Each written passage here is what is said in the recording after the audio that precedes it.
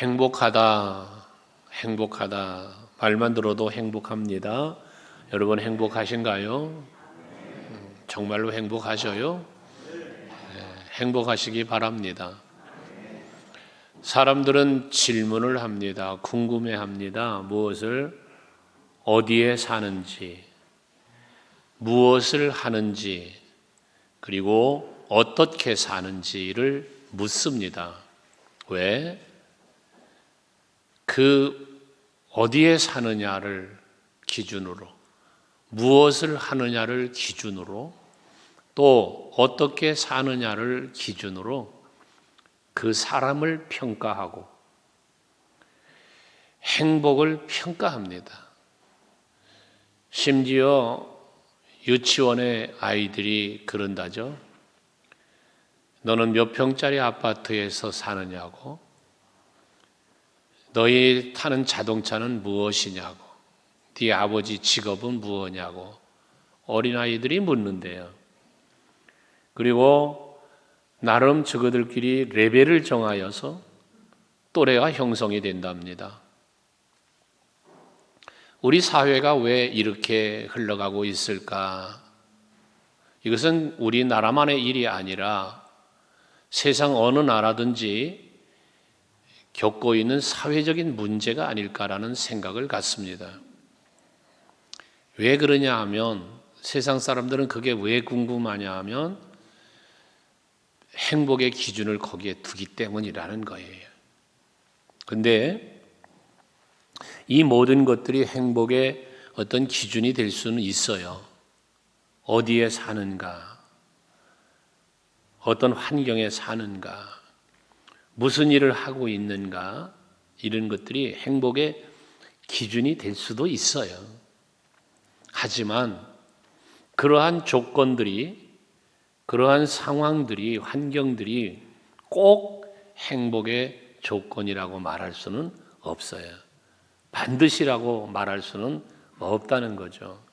그래서 이 모든 상황이 행복의 조건이 될 수는 있을지는 모르지만, 그러면 그런 조건들을 가지고 있는 사람에게 질문을 해서, 당신은 그런 곳에 살아서, 당신은 그런 환경에 있기 때문에, 당신은 그 일을 하기 때문에 행복하냐고 묻는다면, 과연 그러한 환경과 조건에 있는 사람이 나는 그것 때문에 행복합니다라고 말할 수 있느냐?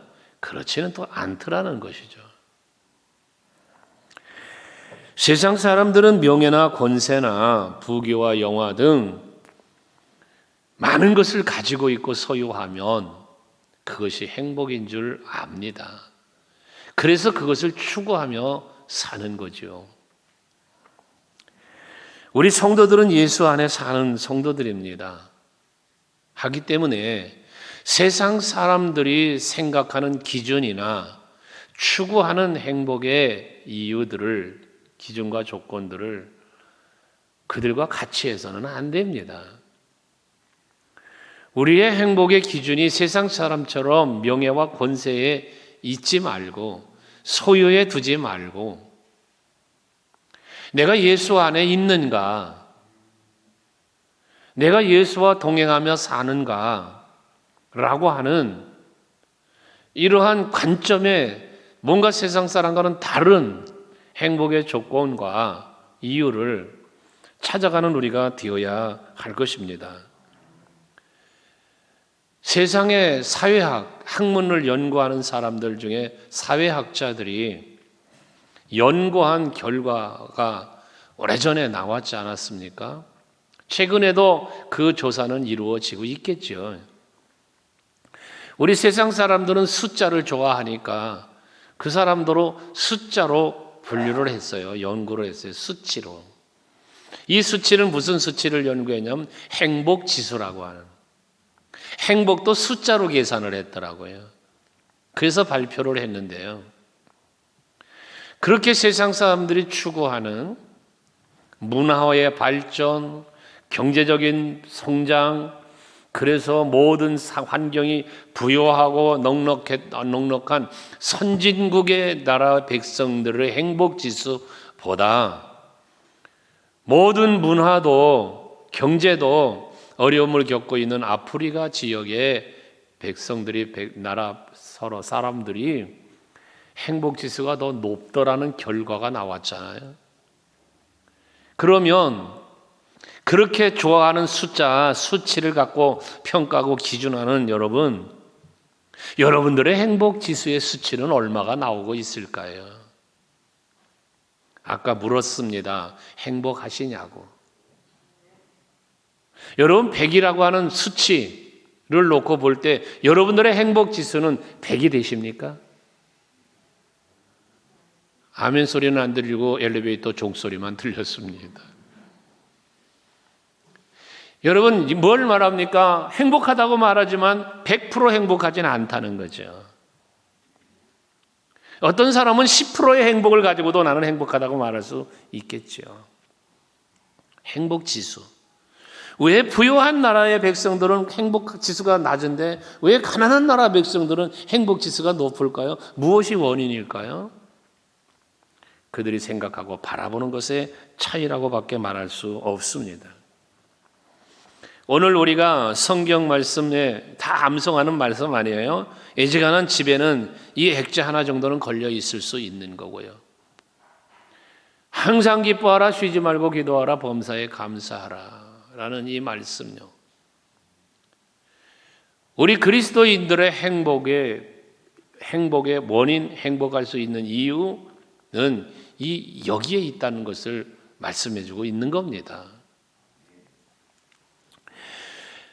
세상 사람들의 행복의 조건과 우리 성도들의 행복의 조건이 다른 차이점이 바로 오늘 성경에 있다는 거예요.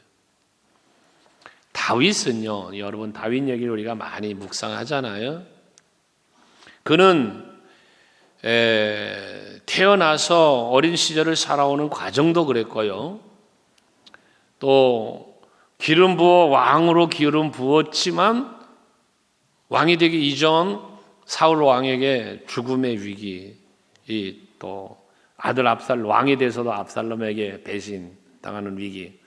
그 인생의 여정은 어찌 보면 고난과 어떤 위기의 연속이었어요. 늘 블레셋은 전쟁하라고 쳐들어오지, 주변에서는 시기하고 질투하지, 얼마나 많은 위기 상황에 있어요. 그런데 그러한 위기 상황에 있는 다윗은 언제나 곁에 항상 함께 하시는 하나님을 바라봄으로 위로를 받았고요. 그리고 언제나 내 편이 되어 나를 도와주시는 하나님을 믿는 믿음으로 새 힘을 얻은 사람이 다윗이에요. 시편에 수많은 다윗의 고백이 기록되어 있지 않습니까? 많은 시편 기자들의 고백 중에 다윗의 고백이 가장 많아요. 이건 뭘 말씀하고 있습니까? 다윗은 고난의 연속의 삶을 살았지만 그는 행복했다는 거예요. 행복의 이유는 하나님이 내 편이시기 때문에, 하나님은 나를 도와주시는 분이기 때문에, 언제나 그분은 나와 함께 하시기 때문이었습니다. 오늘 예배하는 우리 소강교회 성도 여러분, 여러분들이 저는 다윗보다 더 행복해지시기를 원합니다. 그래서 다윗의 아름다운 시편의 고백들 같은 아름다운 고백과 간증이, 찬송이 여러분 삶 속에 늘 넘쳐나시기를 주의 이름으로 축복합니다. 그러면 우리가 행복하기를 원하고 행복하다고도 말하지만 어떻게 이 행복을 찾을 것이냐, 또 그 찾은 행복을 어떻게 누릴 것이냐라는 겁니다. 사실 아까 부유한 나라와 열악한 나라들에 대한 행복 지수를 말했습니다만은요, 내가 행복할 수 있는 조건을 갖추고 있음에도 행복하지 못한 사람이 있고요, 객관적으로 볼 때 행복한 것 같지 않은데도 행복한 사람이 있어요. 여러분은 둘 중에 어디에 해당되십니까? 오늘 제목을요, 행복하게 삽시다 했습니다. 여러분, 행복하게 살려면요, 행복을 추구하는 것으로 끝나는 게 아니라 행복하게 살아야 되지 않겠습니까? 행복하기를 원하는데 행복할 조건을 갖췄는데도 행복하게 살질 못한다면 그 사람은 행복한 게 아니잖아요. 여러분, 행복하게 사시기 바래요. 살자 그 말이에요. 살아. 그 행복하게 사는 세 가지가 오늘 말한다 그 말이에요. 제일 첫째가 항상 기뻐하라. 아이고 목사님, 기뻐할 일이 있어야 기뻐하지요. 네, 맞습니다. 기뻐할 만한 일이 있어야 기뻐하지. 어떻게 항상 기뻐합니까? 살다 보면 항상 기뻐할 수는 없어요. 어느 때는 기뻐서 웃다가도 어느 한 순간에는 슬퍼서 눈물을 흘려야 할 때도 있고요. 평안해서 찬송을 부를 때도 있는가 하면 괴로워 눈물 지어야 할 때도 있지요. 살다 보면 항상 기뻐할 수만은 없어요. 그런데 참 아이러니하게도 하나님은 우리에게 항상 기뻐하래요. 그리고 이게 우리에게 향한 하나님의 뜻이라네요. 또 삶의 환경이 우리의 마음을 흔들어 놓습니다. 그 환경 속에는 환경도 있고 일도 있고 사람도 있고 다양한 것이 있어요. 그래서 이것 때문에 저것 때문에 나는 행복하다, 이것 때문에 저것 때문에 나는 괴롭다, 슬프다 또 표현을 합니다. 그렇게. 그런데 오늘 성경에서 말하는 항상 기뻐하라는 이 말씀을 가만히 마음에 새겨보면 오늘 본문도 마찬가지지만 그리스도 예수 안에서라는 말씀을 하잖아요. 바울은 빌립보 교회에 편지하면서도 빌립보 4장에 보면 주 안에서 기뻐하라. 빌립보서 4장 4절에 그랬어요. 주 안에서 기뻐하라. 다시 말하노니 기뻐하라. 이 기쁨이 어디 있다는 거예요? 주 안에 있다는 거예요. 그러면 우리가 항상 기뻐하고 항상 행복하게 살려면 뭐 해야 된다는 거예요? 주 안에 있어야 된다는 거예요. 주 안에. 그럼 어떻게 우리가 주 안에 있냐 그 말이에요. 우리가 어떻게 주 안에 있냐? 주 안에 있으면 기쁘고 주 안에 있으면 항상 평안하고 행복한데 이걸 우리 성도들은 아는데 그럼 어떻게 해야 주 안에 있는 거냐고 말이죠. 어떻게 해야 주 안에 우리가 있는 거냐고 말이에요. 예수 안에 거하는 비결은 예수가 내 안에 계시도록 마음의 문을 여는 거예요. 요한계시록 3장 20절에 내가 문 밖에 서서 문을 두드리노니 누구든지 문을 열면 내가 그에게로 들어가 그와 더불어 먹고 그는 나와 더불어 먹으리라 그랬어요. 여러분 마음을 여시고 예수 영접을 해보세요. 그러면 주 안에 거할 수 있게 되는 겁니다. 마음의 문을 열고 예수를 영접한다는 것은 곧 뭐냐? 하나님의 말씀이 오늘도 선포되지만 하나님의 말씀이 성경으로 여러분들에게 주어졌어요. 이 말씀을 여러분 마음으로 아멘으로 받는 거예요. 그것이 곧 말씀 안에 거하는 거예요. 하나님의 말씀이 내 안에 거하면 나는 예수 안에 말씀 안에 거하는 자가 되는 거예요. 그래서 하나님과 동행하는 삶을 산다고 할 때 어떤 형상적인 예수가 내 곁에 와서 내 손을 잡아주고 걷는 게 아니라 내가 예수와 동행한다는 것은 내가 말씀에 순종하며 말씀 안에 살아가는 것이에요. 그게 예수와 동행하는 거예요. 노아가 하나님과 동행한 사람이라고 창세기 6장은 말하잖아요. 그럼 여기서 동행이 뭐예요? 에녹이 동행을 했대요, 하나님과. 이 동행이 뭡니까? 하나님의 뜻을 헤아리고 하나님의 말씀을 헤아리고 그 뜻 안에 살아가는 것, 이게 동행입니다. 세상의 사람들은 악을 행하고 생각하는 것, 계획하는 것이 항상 악했다고 그랬잖아요. 근데 노아는 안 그랬다는 거예요. 그게 동행이에요. 우리 서강교회 성도들은 하나님의 말씀을 마음에 간직하고 그 하나님의 뜻을 분별하면서 내 뜻대로 말고 하나님의 뜻대로 살아가는 여러분들이 되셔서 하나님과 동행하는 삶, 주 안에 거하는 삶을 살아가는 여러분들이 되시기를 바랍니다. 그러면 이렇게 예수를 내 안에, 말씀을 내 안에 모시고 예수와 동행하는 삶을 살아야 되겠는데 이게 그냥 되냐? 안 되는 거예요. 그냥 되질 않아요. 여러분 지금 이 말씀을 들을 때 어떻게 돼요? 그래, 내가 말씀대로 살아야지. 이런 생각을 하시게 되죠. 그런데 이런 생각을 할 뿐이지 실제 삶의 현장에서 우리 신앙생활의 현장에서 이게 잘 안 되는 이유가 있어요. 왜 안 되는가? 하나님께서 내게 베풀어 주신 그 은혜를 은혜로 알면서 그 은혜 때문에 기뻐할 수 있을 때 동행하는, 여러분 세상 일도 그렇잖아요. 내가 좋아하는 것은 계속해요. 내가 좋아하는 일 계속 한다고요. 오락 좋아하는 사람요 밤새도록 오락합니다. 즐거우니까요. 재밌으니까요.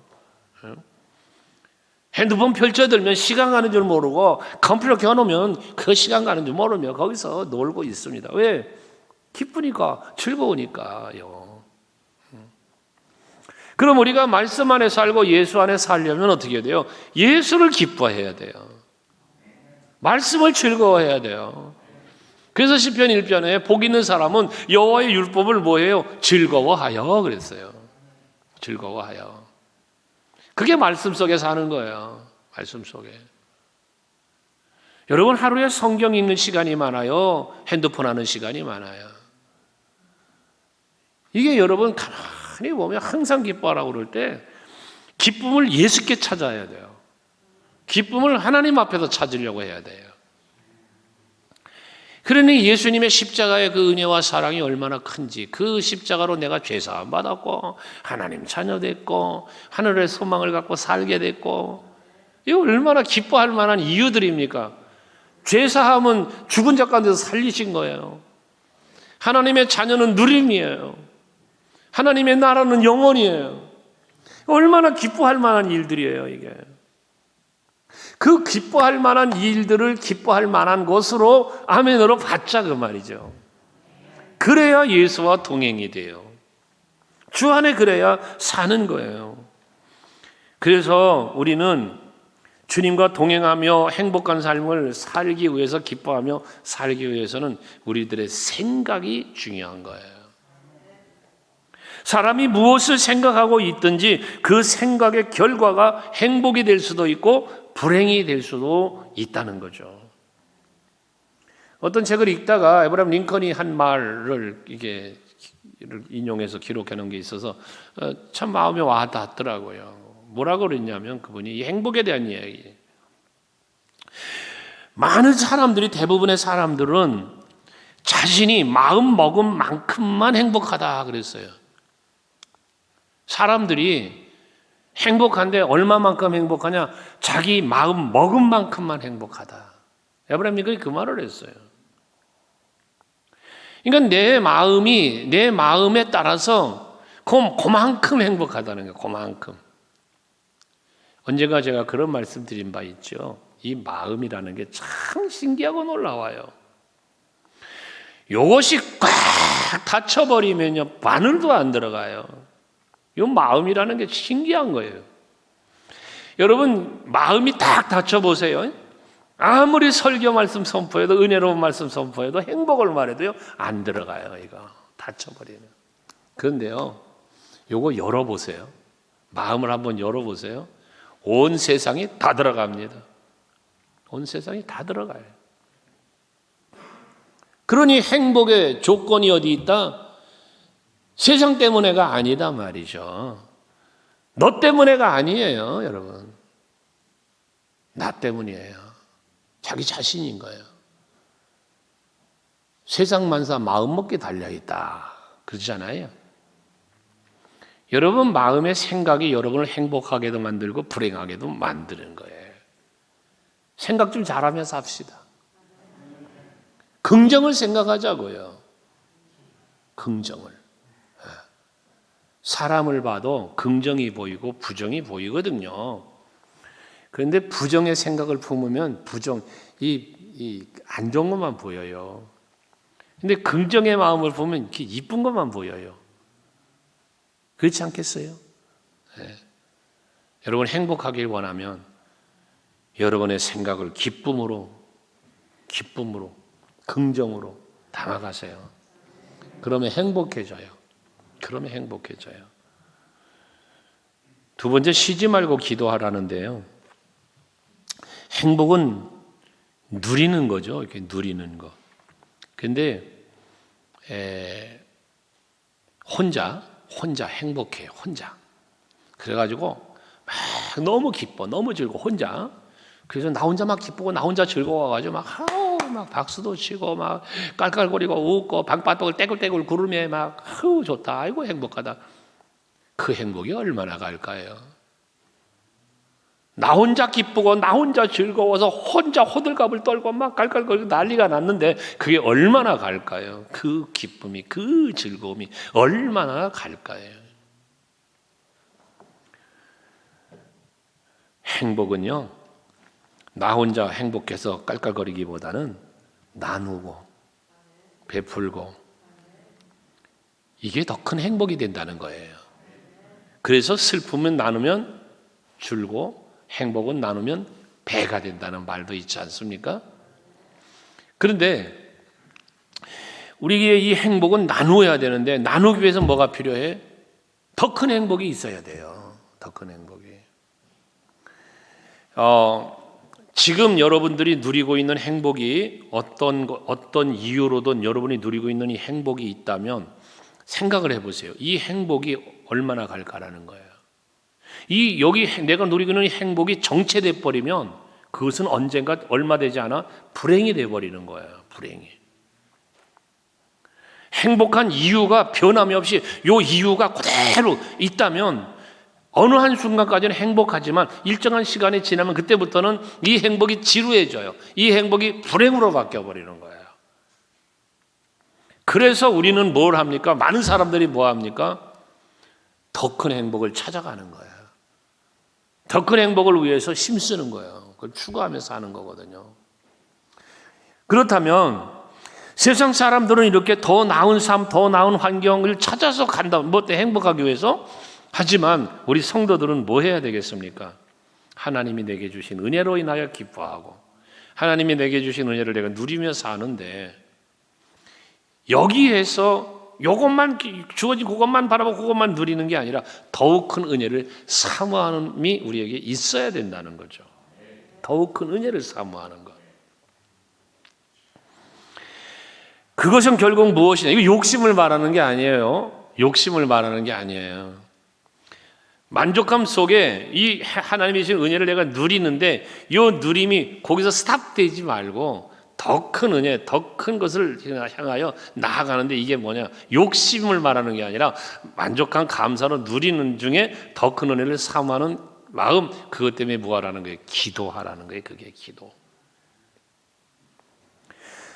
우리가 무엇인가 필요하면 도움이 필요할 때가 있잖아요. 도움이. 누군가의 도움이 필요할 때가 있어요. 살다 보면.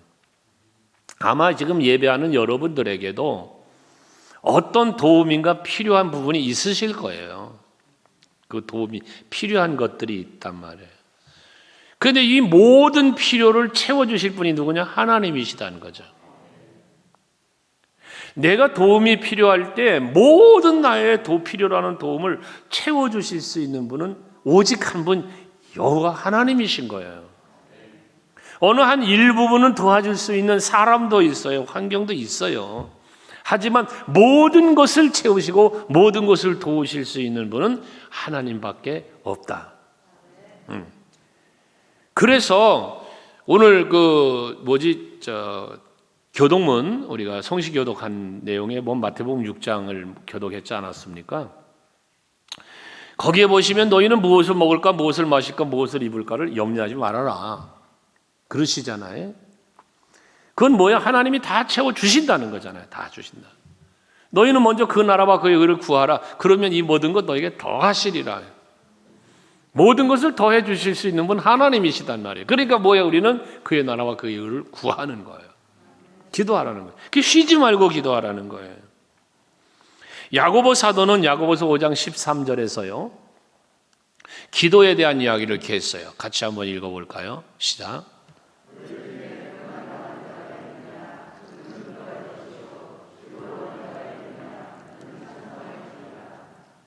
너희 중에 고난당한 자가 있냐? 고난을 당하고 있냐? 그러면 그는 기도할 것이요. 그랬어요. 이 얘기는 뭡니까? 고난을 헤쳐나가고 고난을 이겨갈 수 있는 은혜와 능력을 누가 주시는 거야? 하나님이. 그러니까 방법은 뭐다? 기도하는 것이다. 기도하는 것. 예. 성경에 많은 믿음의 선진들의 이야기가 있잖아요. 모세, 엘리야, 기도의 기적, 기도를 통한 기적을 일으킨 고난과 역경 중에 그것을 이겨낸 인물들의 이야기. 홍해바다를 가르고 반석에서 물을 내고 쓴물 달게 하고 막 이 모세의 기도. 갈멜산에서 그 바알신 아세라신을 섬기던 선지자들을 다 몰살시키며 하나님이 참신임을 기도로 증거해봤던 엘리야의 기도. 사자굴에서도 살아나오는 다니엘의 기도. 정말 전쟁에 이길 수 없으나 이길 수 있는 기도의 힘. 히스기야에게도 죽을 병에 걸렸지만 치료받는 기도. 이 히스기야 왕의 기도.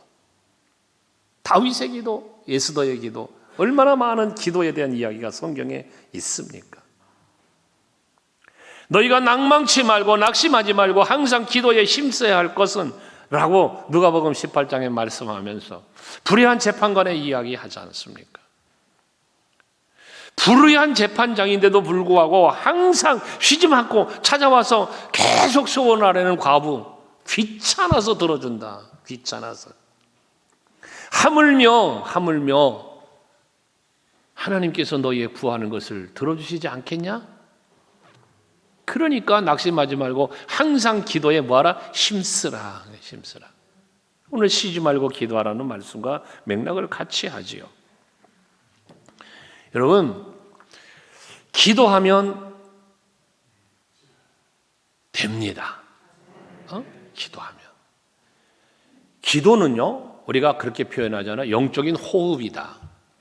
또 하나님과의 대화다. 이런 표현을 해요. 쉬지 말고 기도하라는 말씀은 하나님과의 관계가 끊어지지 않도록 하라. 이런 의미도 돼요. 또 영적으로 숨이 멈추지 않도록 건강하면 영적 건강을 유지해라. 이런 의미도 되는 거예요. 그게 행복이에요. 그게 행복. 하나님과의 관계가 끊어지지 않을 때 행복해지는 거예요.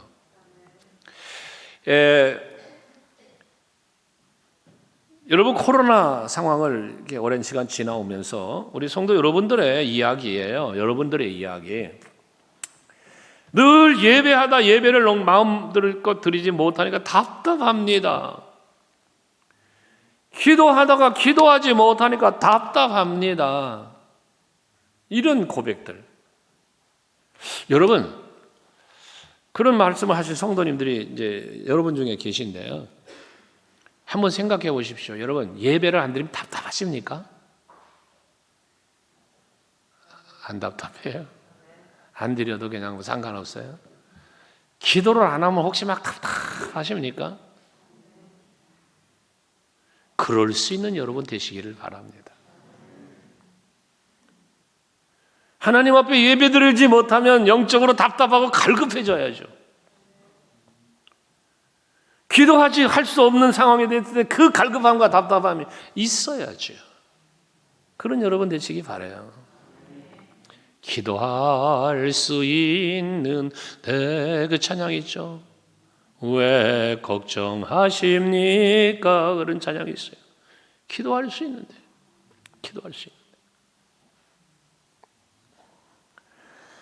예수 안에서 기도로 하나님과 늘 교제하고 또 그 열려진 관계 속에서 하나님이 베푸시는 은혜를 누리면서 행복을 찾아가고 행복을 누려가는 여러분 되시기 바랍니다.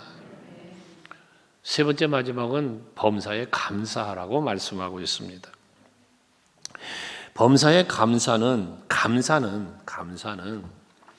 감사할 만한 일이 있을 때 감사가 되는 거잖아요. 감사하는 일. 앞에 기뻐함에 대해서도 말씀드렸지만, 그러면 감사할 일을 내가 찾아야죠. 감사할 일을 찾아야 돼요, 여러분. 그래야 감사가 돼요, 범사에. 부부간에도요, 맨날 쌈박질만 하지 말고 감사할 일을 찾아봐요. 감사할 일을.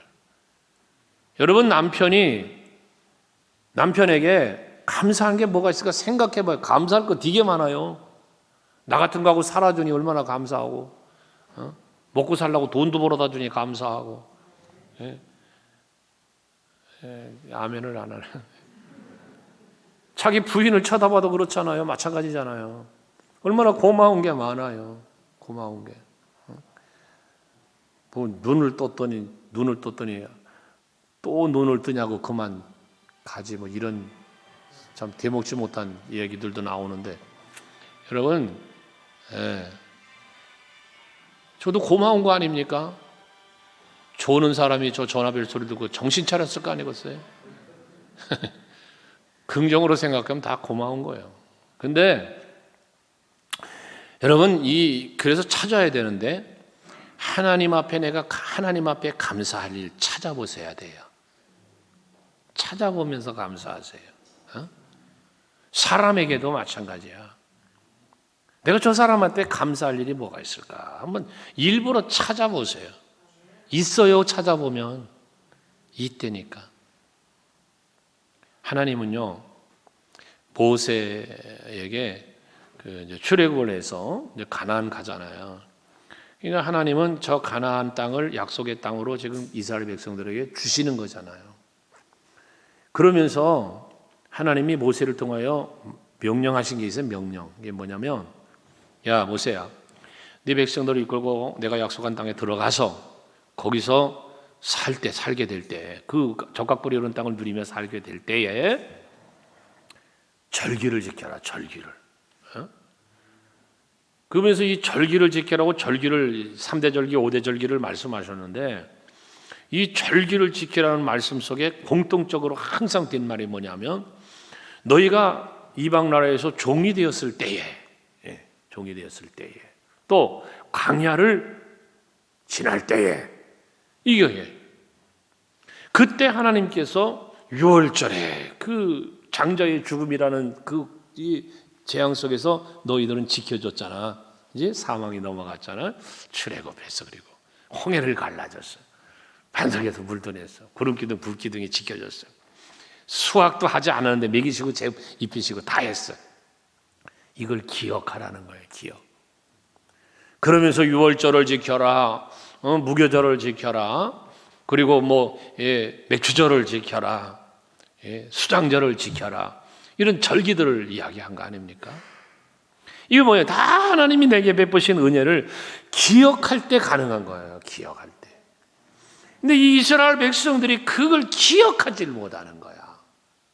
그러고 은혜를 까먹는 거예요. 그러니까 세상에 이방신 따라가고, 그 이상 이방인들의 풍습을 따라가고, 하나님 앞에 감사하지 않고 그러고 사는 거 아니에요. 아무리 살펴도요, 목사님, 나는 감사할 게 없어요. 감사할 게 없어요. 그런 분이 계셨어요. 목사님 범사에 감사하라는데 난 암만 살펴봐도 감사할 게 없대. 참. 그게 어떻게 기도해 줄 수 있는 방법이, 주여 영의 눈을 열어, 영의 눈을 열어 감사할 일을 좀 보게 해주세요. 그러고 기도할 수밖에. 오늘도 예배하는 이 시간도 감사할 일을 찾아보면 감사할 일이 여러분들에게 떠오를 거예요. 그런데 불평할 일을 찾아보시오. 한없이 떠오르겠지 또. 이건 그 앞에서 처음 말했던 대로 생각이야, 생각. 하나님은 우리에게 감사를 요구하고 있습니다. 감사를 요구하고 계세요. 왜? 하나님이 그 감사를 우리가 하나님께 감사가 없으면 하나님이 돌아가시나? 우리가 감사하지 않으면 하나님이 죽어? 하나님이 뭐 망해? 여러분 아니잖아요. 우리에게 감사를 요구하시는 이유가 있어요. 감사를 요구하는 이유. 시편 50편 23절 말씀에 보면요. 그러잖아요. 감사로 제사를 드리는 자가 뭐해? 나를 영화롭게 한다. 그럼 하나님이 영광을 받으시기 위해서 감사로 제사를 드리라는 거예요? 아니죠. 물론 하나님 영광을 위해서 우리 제사를 드려야 돼요. 하나님 명령이죠. 그런데 그 뒤에 뭐라고 그래요? 그의 행위를 옳게 하는 자에게, 그의 행위를 옳게 하는 자에게, 이 행위는 감사로 제사를 드리는 행위예요. 행위. 그러니까 여러분들이 예배를 드려도, 죄를 해도, 헌신을 해도 항상 이 감사의 행위를 해야 돼. 감사한 마음의 행위. 그러면 내가 하나님의 구원을 보이리라. 하나님의 구원을 보이리라. 하나님이 도와주시는 걸 보여주는 거예요. 하나님이 은혜 베푸시고 복주는 걸 보여주는 거예요. 보여준다는 게 뭐예요? 보여준다는 게. 여러분 누리게 해주신다는 거예요. 누리게. 그러니까 감사를 요구하시는 하나님의 그 요구 속에 뭐가 있어요? 더 감사할 일을 주시겠다는 거지. 더 감사할. 그러니 우리는 범사로 감사하며 사는 여러분들이 되셔야 하는 것입니다. 우리 하나님 앞에 예배도 그래서 감사하는 마음과 즐거운 마음으로 예배할 수 있는 성도들이 되어야 되는 거예요. 다윗에 대한 기록이요. 역대상 29장 17절에 보면 다윗이 하나님 앞에 이 성전 건축이 얼마나 사모했어요. 성전 건축을. 그 사모하는 마음을 가지고 하나님 앞에 성전 건축을 위한 예물을 드려서 다윗 왕이 그 예물을 드림에 대해서 뭐라고 표현하고 있냐면 하나님 앞에 그는 정직한 마음으로 드렸고 즐거운 마음으로 드렸고 자원하는 마음으로 드렸다라고 말씀을 하고 있습니다. 정직한 마음, 즐거운 마음, 자원하는 마음. 이 마음 하나하나가 다 뭐예요? 감사예요, 감사. 그러니까 그런 감사를 하나님 앞에 드리니까 하나님은 그를 합당히 여기시고 그를 기뻐하시는 거예요. 물론 성전 건축은 그가 못해서 아들 솔로몬이 했지만요. 우리의 드림이 그래야 된다는 거예요. 마가복음 14장 3절 이하의 말씀에 보면 옷값을 깨뜨린 여인의 이야기가 나와요. 예수께서 배단인 나병 환자 시몬의 집에 있을 때에 한 여인이 와서 옷값을 깨뜨려 예수의 머리에 그 기름을 붓고 그런 표현에 이게 나오잖아 말씀이요. 사람들은 그 여인을 꾸짖었어요. 야 이거 팔으면 300디나리여야 되는데 가난한 자들에게 나눠주지 이 허비한다 막 이래 허비한다고 그래요. 허비한다고. 그런데 9절에 가서 보면요, 그 예수께서 그 여인에 대한 얘기예요. 내가 진실로 너에게 이르노니 온 천하에 어디에서든지 복음이 전파되는 곳에는 이 여자가 행한 일도 말하여 그를 기억하리라 하시니라 그랬어요. 예수께서 보실 때 참 귀한 일 했다는 거지. 귀한 일. 네. 여러분 우리는 하나님 앞에 감사한 마음을 잃지 말아야 돼요. 잃지. 이 감사가 식어지면요, 감사가 식어지면 여러분 은혜가 떨어지게 돼 있고요. 은혜가 떨어지니 신앙생활이 올바르게 안 되는 거예요. 그러니 뭐가 나와? 계속 감사가 식어지니까 불평이 나오는 거예요. 매사 불평이에요. 매사 부정적이에요. 그래 돼 버리는 거예요. 그러면 뭐가 돼요? 행복이 없어요. 여러분 행복하지 않아요. 부정적인 사람이 행복해요? 아니요, 불행해요. 불평하는 사람이 행복해요? 아니죠. 아까 감사는 어떻게 돼? 나 홀로 기쁨이 아니라 기쁨이, 나 홀로 기쁨이 아니라 나눌 때 함께 더불어라 그랬잖아요. 감사도 똑같은 거예요. 우리는, 우리 서강교회는 또 오늘 예배하시는 여러분들은 이 행복을 기쁨, 기도, 감사로 오늘 말했는데요. 이걸 통해서 여러분들이 누리는 행복을 다른 사람에게도 행복을 좀 선물할 수 있는 여러분 되시기 바라요. 나 때문에 누군가가 행복해 하는 거야. 이게 행복을 나누는 거죠. 그 당신은 행복을 주는 사람, 뭐 이런 노래도 있잖아요.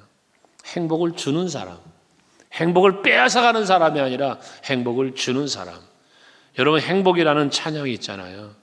행복이라는 찬양이 주보에 그 칼럼의 앞부분에 실어놓은 건데요. 찬양 들을 때마다 근데 오늘 이 행복에 대한 말씀을 준비하다 보니까 생각이 나서 거기 올려놨어요. 그 가사에 보면 그래요. 화려하지 않아도 정결하게 사는 삶, 가진 것이 적어도 감사하며 사는 삶, 내게 주신 작은 힘 나눠주며 사는 삶, 이것이 나의 삶의 행복이라고 그랬어요. 또 눈물 날 일이 많지만 기도할 수 있는 것, 억울한 일이 많으나 주를 위해 참는 것, 비록 짧은 작은 삶 주 뜻대로 사는 것, 이것이 나의 삶의 행복이라오. 여러분, 이 찬양의 고백처럼 우리 성도 여러분들의 행복이 세상 사람과는 다르고, 그래서 행복할 수 있는 어떤 이유와 또 행복을 찾을 수 있는 그 방법과 누릴 수 있는 비결까지 바르게 알아서 오늘 말씀처럼 항상 기뻐하며 쉬지 말고 기도하며 범사에 감사하며 살아가는 여러분 되시기를 바랍니다.